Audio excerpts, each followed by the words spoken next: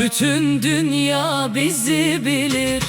Çifte minare gölgesi halayımıza yoldaş. Erzurum'un yiğitleri hepsi candan kardeş. Kırmızı güller açmış yüreğimizde sevda. Bu Govend'in içinde yok keder, Yok veda.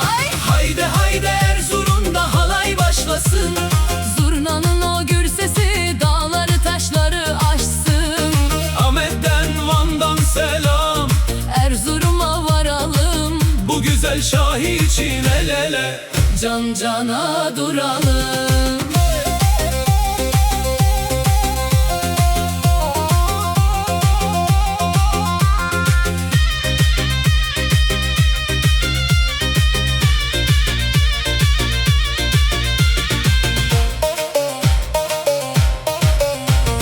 Soğuktur havası ama yüreğimiz çok sıcak. Erzurum meydanında bu ateş yine yanacak. halayımız uzanır şehrin her bir yanına. Dertler biter bu gece,